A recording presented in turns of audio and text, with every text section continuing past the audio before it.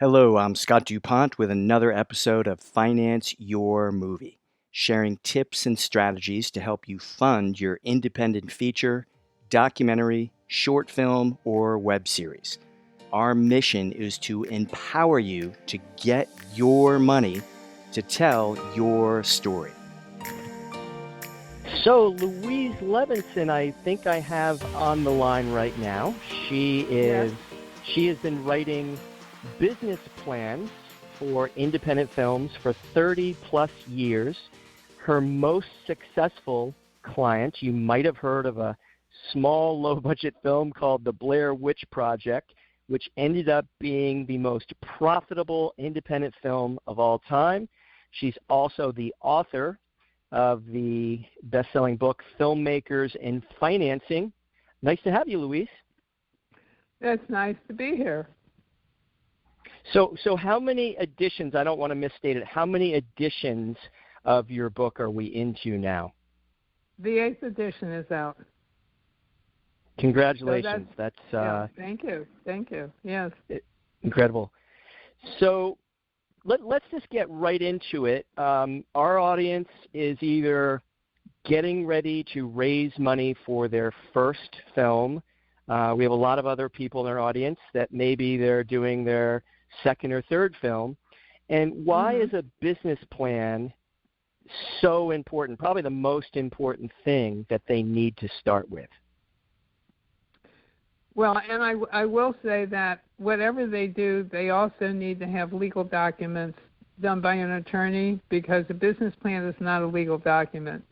But the business plan explains to the investor the movie business, the independent film part of the movie business, the market for the film that's going to be made, in terms not marketing, but what are the genres, what are the ages of people who are likely to go see this film, that sort of thing, who's it for, and then has forecasting showing the investor estimates or forecasts on how much money the movie's going to make. Are those called, I know in real estate, those are called comparables when you're looking at comparable houses in certain neighborhoods? You start with comparables. You start with real films. Like I've been keeping track of independent films all those years. I always start to say, I graduated from college when I was 6, so there you go. Anyway, but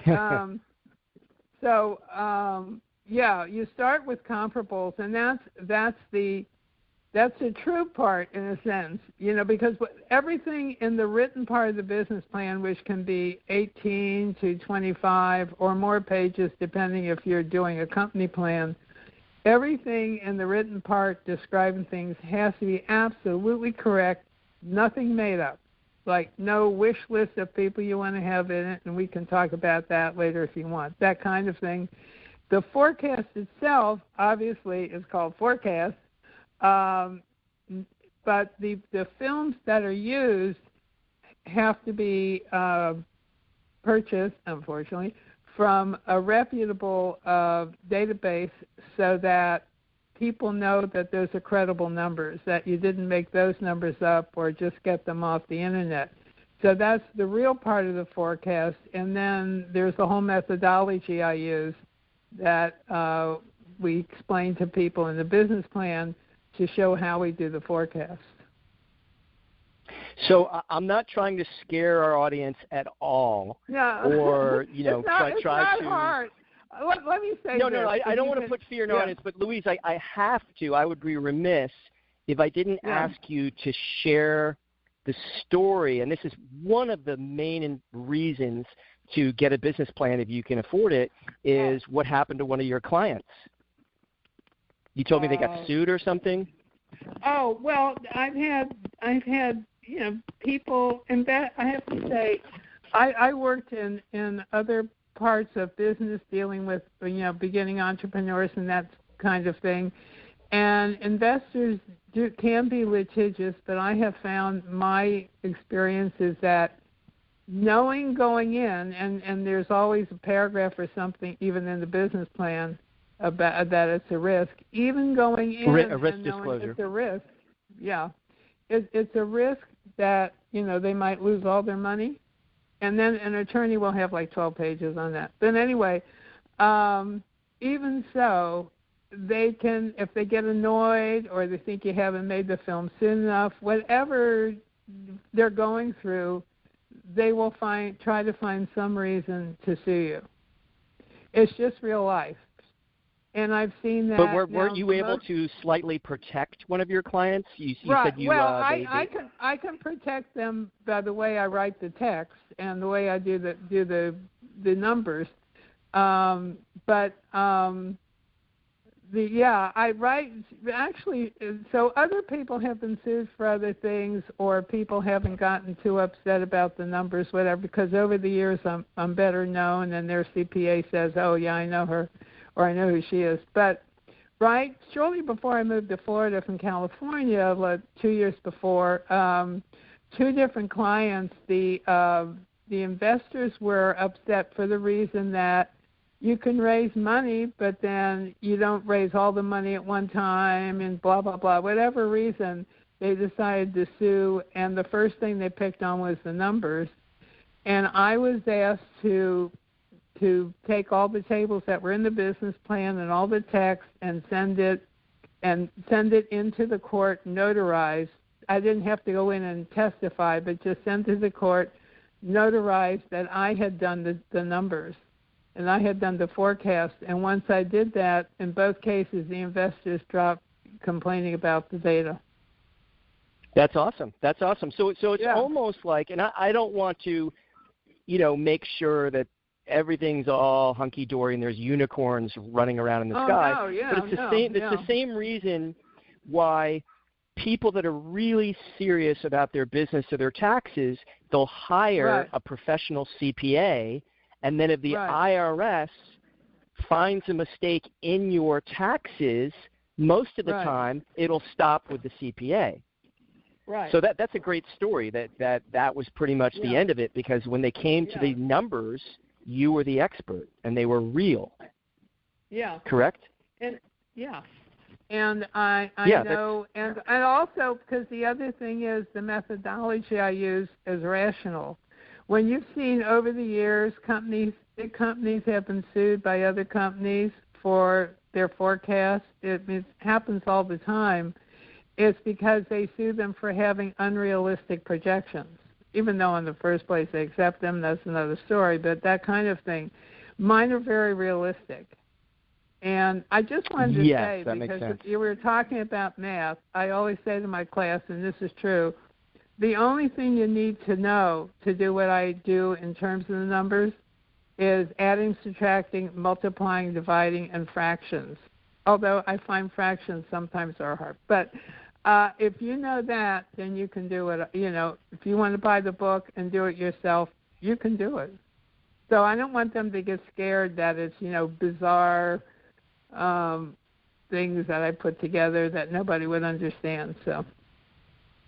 Yeah, no, and that's good advice, because not every single first-time filmmaker, let's just say they're doing a $25,000 or $30,000 web series, they might not have, but they definitely want to try to consult with someone, get your book, or get learn from the experts. That's what I always say, as opposed to just go off and do everything yourself, because you could be in a world of hurt if a lawsuit comes. Right. I do want to say, though, that the book is based on the idea that you're attempting to make a film that will go out theatrically. Yeah, and that's pretty powerful, and I think that the Blair Witch Project is just a great, even though it's been many years, it's a great example. I mean, it's rare and few and far in between, but it's possible. That's what excites me every day. Yeah, and I do have to say that to this day, investors are impressed by it, which surprises even me. So, well, it's pretty cool to have Hacks in Films and the Blair Witch Project as a client. There you go. But so I know, Louise, that you're not the person that actually knocks on doors and is actually raising the money. You're providing the tools and the strategy for them to do it. But I want, if you could, since you, and I know I'm dating you a little bit, but you should be very, very proud of this. You were there at Sundance, and you've been there most years since the very first year it started back in the 80s. Tell the audience about the importance of networking. Okay, to be honest, it was the third year. That was the first year they moved to Utah. Just the okay, but still, you've seen your clients network, right? Right. I mean, that's why I started going to Sundance because I had done, but let me just say for a minute, I had done business plans for other companies that at first I worked for, and then I went out on my own and started doing business plans for different companies that had nothing to do with film. I always wanted to be in film. So I started, and there wasn't that much data, but I started looking at what would be the difference between another company and film, which has its own specific kind of format. And I started going to Sundance because that was the way. It was much smaller.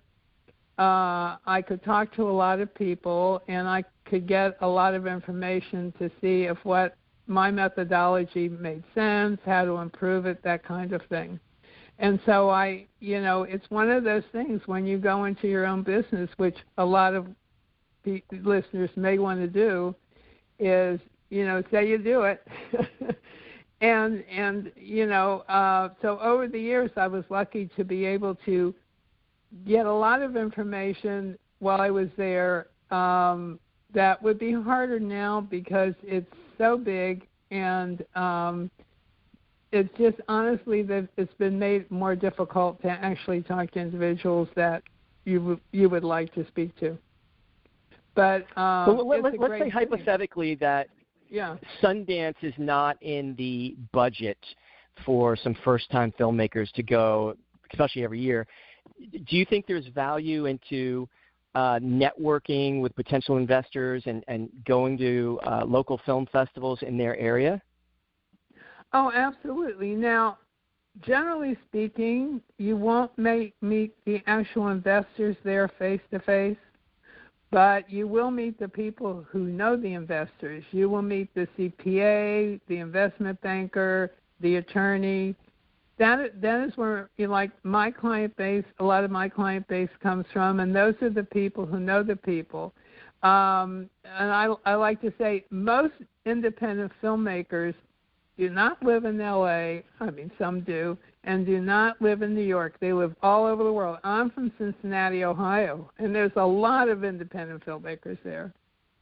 And so within I just want to say, within an environment like that, you can find local people who can help you find investors who know everybody and aren't a member of some big corporation that has offices all over the country and that kind of thing. And I really promote that. The film commissions are the best place to start. I have to throw that in. So kind of network and just get more information about where you might find local investors?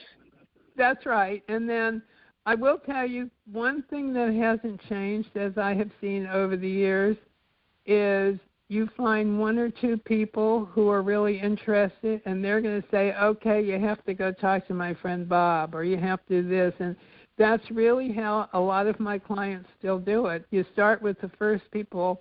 I used to say it's like going to the library, but I guess people don't do one anymore unless they're in school. But, and so it's networking that way. That really hasn't changed. And finding the people locally is much easier than if you I do recommend that there are a lot of ways people, room together and that kind of thing.